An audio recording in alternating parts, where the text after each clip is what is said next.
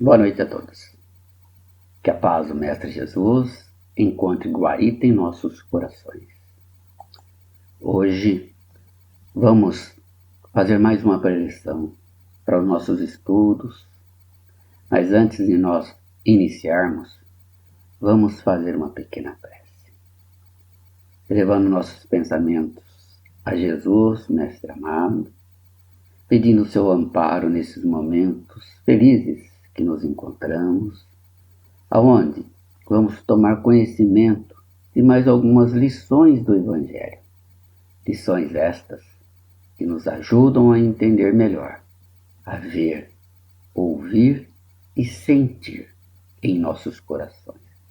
Pai, fique conosco, hoje e sempre. Bom, meus amigos, agora que nós estamos preparados, podemos iniciar a nossa presença.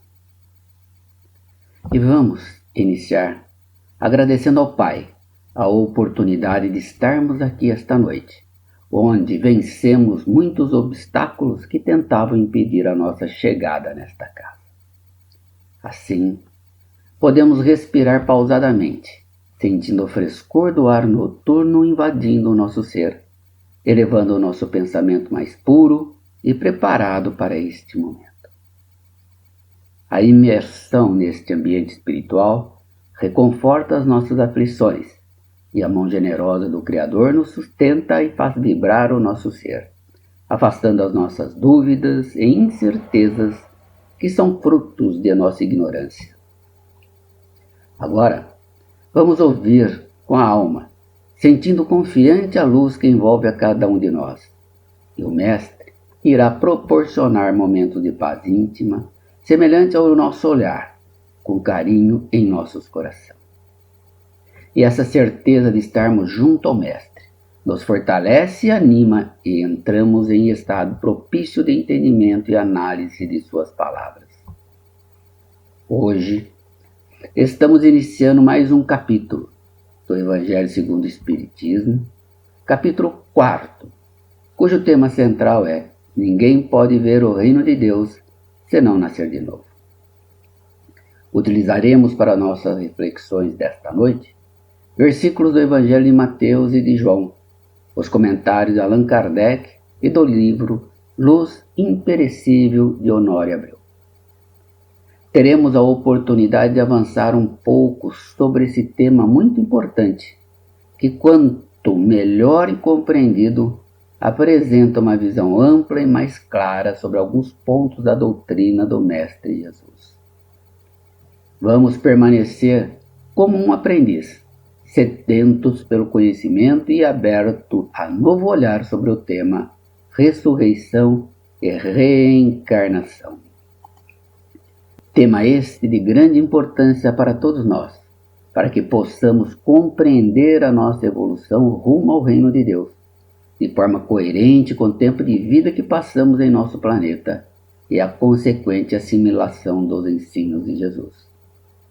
Iniciaremos com a leitura de duas passagens no Evangelho de Mateus.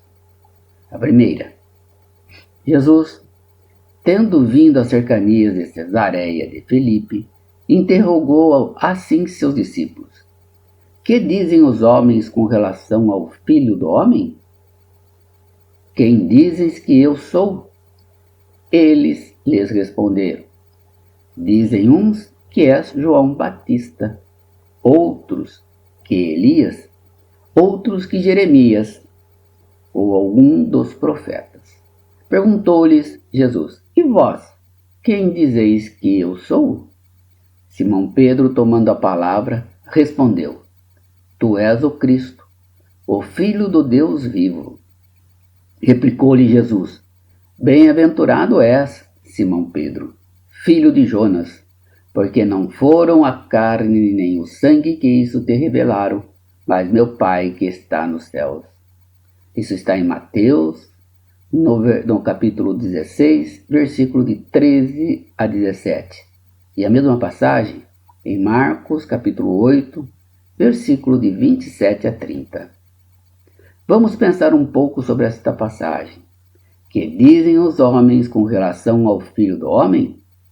Está claro que Jesus está convidando os seus discípulos a estarem atentos ao movimento em redor de si, a serem observadores e andar bem informado.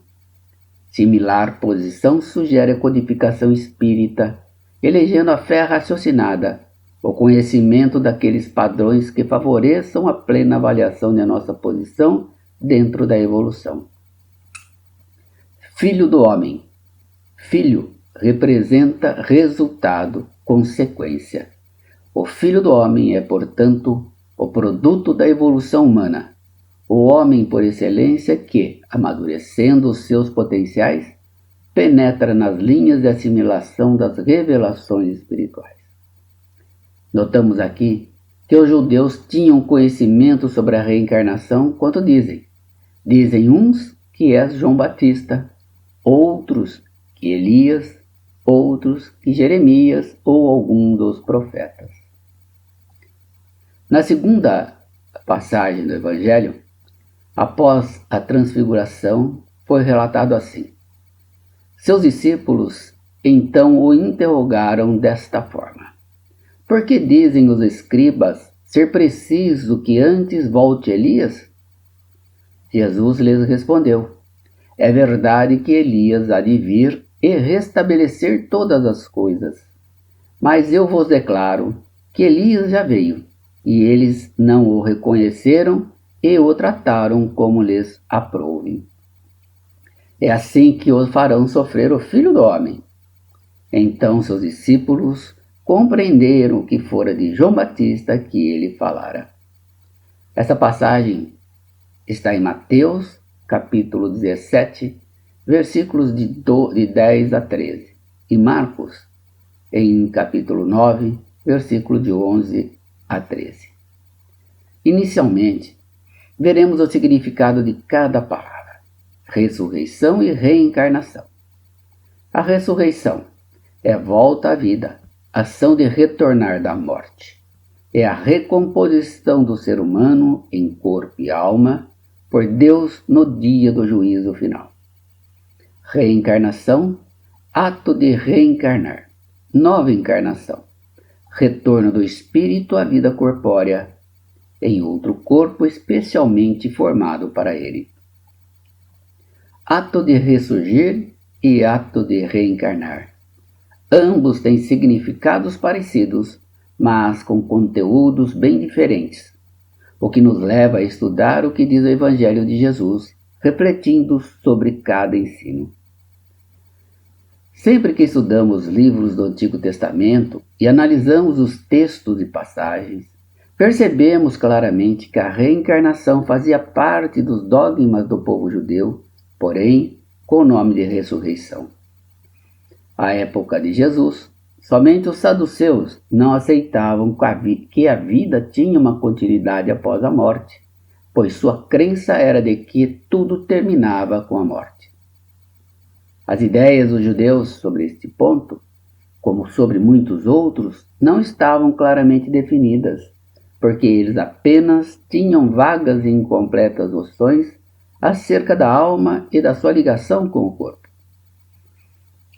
Tinham a certeza que um homem que viveu e morreu poderia voltar à vida novamente, porém não sabiam e não compreendiam de que maneira o fato poderia acontecer. Os judeus possuíam a crença de que João Batista era Elias, mas o corpo de João não podia ser o de Elias, pois que João fora visto criança e seus pais eram conhecidos. João Batista, nesse caso, poderia ser Elias reencarnado, porém não ressuscitado. Compreendemos que João Batista e Elias eram o mesmo espírito em corpos diferentes, cada qual com suas características físicas, mas o mesmo conhecimento intelectual e moral que a alma adquiriu no campo do espírito. Não se perde jamais os valores que já adquiriu, pertence ao seu patrimônio de conquista pessoal, intransferível e permanente. Na verdade, a ressurreição dá a ideia de voltar à vida o corpo que já está morto, o que a ciência demonstra ser materialmente impossível, sobretudo quando os elementos desse corpo já se acham desde muito tempo dispersos e absorvidos na natureza. Lavoisier já afirmava: na natureza nada se cria, nada se perde, tudo se transforma. A reencarnação é a volta da alma ou espírito à vida corpórea, mas em outro corpo especialmente formado para ele, e que nada tem de comum com o antigo. Compreendemos então que os corpos são novos, mas o espírito é o mesmo. A ressurreição é do espírito e não do corpo. É o espírito imortal que, após a morte e transformação do corpo físico, ressurge e se manifesta aos que ficaram no mundo, comprovando sua sobrevivência e a conservação da sua individualidade. A ideia de que João Batista era Elias e de que os profetas podiam reviver na terra aparece em muitas passagens dos evangelhos, notadamente nos acima citados. E se essa ideia fosse um erro, Jesus não deixaria de combater, como combateu tantas outras. Longe disso, ele a sanciona com toda a sua autoridade e a põe por princípio e condição necessária quando diz: ninguém pode ver o reino de Deus se não nascer de novo. E insiste, acrescentando: não te admires de que eu te haja dito ser preciso nasças de novo. Não tem como deixar de compreender que, pelo nome de ressurreição, o princípio da reencarnação era ponto de convergência de uma das crenças fundamentais dos judeus. É tão verdadeira que Jesus e os profetas confirmaram de modo formal. Negar a reencarnação é negar as palavras do Cristo. É certo que suas palavras, sendo refletidas e meditadas sem ideias preconcebidas, serão reconhecidas e autorizadas quanto a esse ponto e também em relação a muitos outros. A autoridade da palavra do Cristo, do ponto de vista religioso, é incorporada do ponto de vista filosófico pelas observações dos fatos. Quando a ciência trata de remontar dos efeitos às causas, a reencarnação surge como uma necessidade absoluta, como condição inerente à própria humanidade, em outras palavras, como lei da natureza. Só ela pode dizer ao homem de onde ele vem, para onde vai, por que está na terra, e justificar todas as anomalias e todas as aparentes injustiças que a vida apresenta. Sem o princípio da pré-existência da alma e da pluralidade das existências, ficam sem compreensão, em sua maioria, as máximas do Evangelho. Razão esta porque tão contraditórias interpretações há. Este é o princípio que abre o verdadeiro sentido das palavras do Cristo. Em outra passagem, nós vamos ver: ora, entre os fariseus havia um homem chamado Nicodemos, senador dos judeus, que veio à noite ter com Jesus. Ele disse: Mestre, sabemos que vieste da parte de Deus para nos instruir como um doutor, porquanto ninguém poderia fazer os milagres que fazes, se Deus não estivesse com ele. Jesus lhes respondeu: em verdade digo-te, ninguém pode ver o reino de Deus se não nascer de novo. Disse-lhe Nicodemos: como pode nascer um homem já velho? Pode tornar a entrar no ventre de sua mãe para nascer segunda vez? Retorquiu-lhe Jesus: em verdade digo-te, se um homem não renasce da água e do Espírito, não pode entrar no reino de Deus. O que é nascido da carne é carne, e o que é nascido do Espírito é Espírito. Não te admires que eu te haja dito ser preciso que nasças de novo.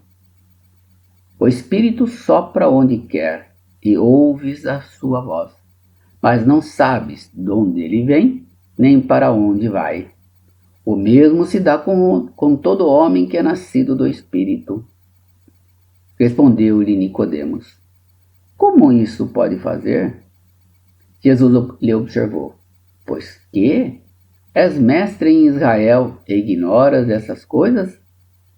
Digo-te em verdade, que não dizemos senão o que sabemos, e que não damos testemunho senão do que temos visto. Entretanto, não aceitas o nosso testemunho. Mas, se não me credes quando vos falo das coisas da terra, como me crereis quando vos fale das coisas do céu? Essa passagem do Evangelho está no Evangelho de João, capítulo 3, versículos de 1 a 12. Os fariseus, à época de Jesus, afastavam-se de tudo que pudesse contaminá-los. Esmeravam-se na observância da lei, que examinavam em minúcias. Nada obstante, suas preocupações com sua aplicação por parte dos semelhantes mantinham-se a nível pessoal indiferentes. Por esta razão, a expressão fariseu permanece caracterizando a individualidade que sabe e não faz. Em verdade digo-te, ninguém pode ver o reino de Deus senão nascer de novo. Jesus afirma que, sem nascer de novo, ou seja, reencarnar, retornar às experiências da carne, não nos seria possível identificar os parâmetros da existência de Deus e de sua presença dentro de nós. Dava a entender ainda, com sabedoria e de modo indireto, que nas recapitulações reencarnatórias o ser deverá empenhar-se em favorecer o nascimento de uma nova mentalidade positiva e gratificante, que poderá no devido tempo aos anseios que responderá no devido tempo aos anseios de felicidade. A afirmativa não pode ver o reino de Deus é incisiva e restrita. Somente pela assimilação de recursos que a reencarnação proporciona, estará a criatura capacitada a visualizar padrões que lhe assegurarão o avanço no rumo do equilíbrio e da paz. Como pode nascer um homem já velho? Pode tornar a entrar no ventre de sua mãe para nascer segunda vez? Esta pergunta de Nicodemos concluía de modo objetivo a impropriedade de o espírito retornar com seu antigo equipamento carnal ao ventre de sua mãe. Se um homem não renasce da água e do espírito, não pode entrar no reino de Deus. É a lei. A reencarnação estará presente enquanto necessitamos recolher o conteúdo indispensável ao aperfeiçoamento nos seus vários níveis. A significação do termo água não está empregada na acepção que lhe é própria. Na época, os conhecimentos eram imperfeitos sobre as ciências físicas. Eles acreditavam que a Terra saíra das águas e por isso consideravam a água como elemento gerador absoluto. Assim é que em Gênesis, capítulo 1, se lê: o Espírito de Deus era levado sobre as águas, flutuava sobre as águas. Que o firmamento seja feito no meio das águas. Que as águas que estão debaixo do céu se reúnam em um só lugar e que apareça o elemento árido. Que as águas produzam animais vivos que nadem na água e pássaros que voem sobre a terra e sob o firmamento. Segundo essa crença, a água se tornara o símbolo da natureza material, como o espírito era o da natureza inteligente. Estas palavras, se o homem não renasce da água e do espírito, ou em água e em espírito, significa, se o homem não renasce com o seu corpo e sua alma. É nesse sentido que a princípio os compreenderam. Tal interpretação se justifica, aliás, por estas outras palavras. O que é nascido da carne é carne, e o que é nascido do espírito é espírito. Jesus estabelece aí uma distinção positiva entre o espírito e o corpo. O o que é nascido da carne é carne, indica claramente que só o corpo procede do corpo e que o espírito é independente dele, pois somente Deus pode criar o espírito. O espírito sopra onde quer, ouve-lhes a voz, mas não sabes de onde ele vem, nem para onde vai. Pode-se entender de duas maneiras. A primeira, como sendo o Espírito de Deus, que dá vida a quem ele quer, e por ser onipresente, está em toda parte, mas não podemos localizá-lo. A segunda, como sendo o espírito do homem que, ao reencarnar, esquece suas experiências anteriores. Significa que ninguém sabe o que foi, nem o que será o espírito. Se o espírito ou alma fosse criado ao mesmo tempo que o corpo, saber-se-ia de onde ele veio, pois que se lhe conheceria o começo. Como quer que seja, essa passagem consagra o princípio da pré-existência da alma e, por consequente, o da pluralidade das existências. Pois que és mestre em Israel, ignoras estas coisas? Com esta resposta, Jesus deixava entender que, ao lado de uma ampla cultura, podem permanecer significativas expressões de ignorância, a exigirem posturas de decisiva humildade, nem sempre possível de se adotar em decorrência das capas do personalismo que ainda trajamos e alimentamos, através dos títulos exteriores que cultivamos nos milênios.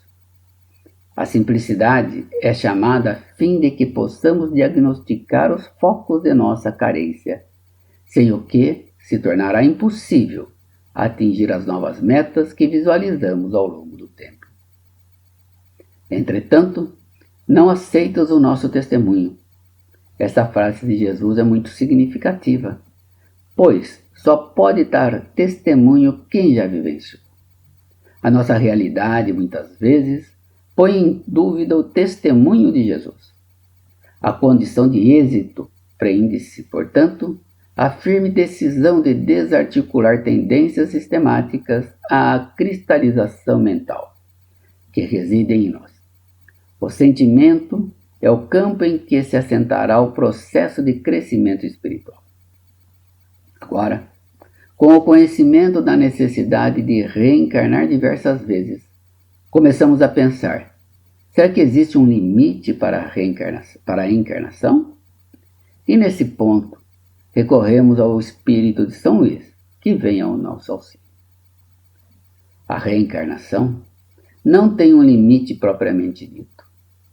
Conforme o espírito vai somando os valores morais, isto é, o espírito se purifica, ele deixa de necessitar de corpos tão pesados quanto ao nosso corpo atual. Assim que o espírito adquira qualidades morais que o planeta lhe ofereça, vai a mundos mais adiantados, onde o corpo é menos compacto, menos pesado e menos grosseiro, tendo como consequência menos vicissitudes. Conforme o mundo em que é levado a viver, o espírito reveste o corpo apropriado à natureza desse mundo. Vai deste modo, tornando-se cada vez mais etéreo, até a depuração completa, que é a condição de espíritos puros. O estado de desprendimento em que se encontram lhes permite ir a toda parte onde os chamem as missões que lhes estejam confiadas. Se considerarmos do ponto de vista material a encarnação, tal como se verifica na Terra, poder-se-ia dizer que ela se limita aos mundos inferiores. Depende, portanto, do espírito libertar-se dela mais ou menos rapidamente, trabalhando pela sua purificação. Deve também considerar-se que, no estado de desencarnado, isto é, no intervalo das existências corporais, a situação do espírito guarda relação com a natureza do mundo a que o liga o grau de seu adiantamento. Assim, na erraticidade, é ele mais ou menos ditoso, livre e esclarecido, conforme está mais ou menos desmaterializado. A reencarnação é uma lei natural, portanto, divina, que nos assegura oportunidades constantes de progresso espiritual até atingirmos a condição de espíritos puros. Utilizemos, portanto, cada dia da nossa existência para tornar-nos melhores e, assim, mais rapidamente adentrar o reino de Deus. E ainda nos estimula o progresso incessante, animando-nos a lutar sempre pelo melhor, estudando constantemente e construindo não apenas para o dia de hoje, mas para o amanhã da humanidade e o nosso, porque por aqui retornaremos pela reencarnação. Obrigado a todos, uma boa noite. Amigos, depois de nós ouvirmos a preleção, nós sempre temos em nossos corações mais aliviados, mais em paz, e podemos, deste modo, estarmos preparados para fazermos caridade, a caridade da vibração. E eu convido todos vocês agora para a nossa vibração.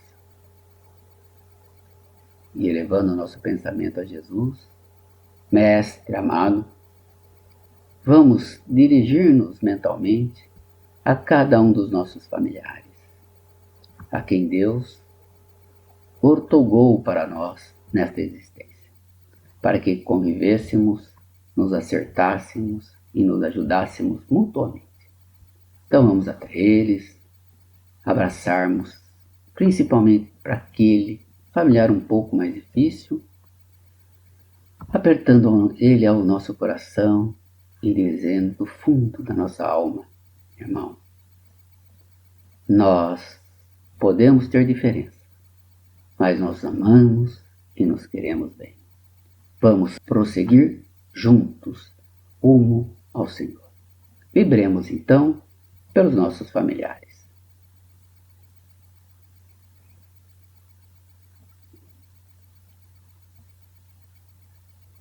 Agradecemos a Jesus por estar nesses momentos conosco.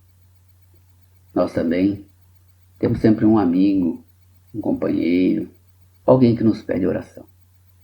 Vamos até esse amigo, abraçá-lo, segurar firmemente em suas mãos, para que ele sinta o poder do amor do Cristo, que ele não está só e nem desamparado em todos os momentos mais difíceis.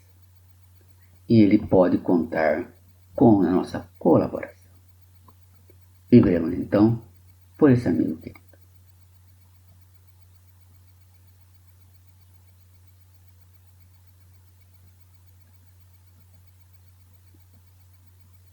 Agradecemos a Jesus por podermos nos acompanhar em nossa vibração, nossa caridade para com os nossos próximos.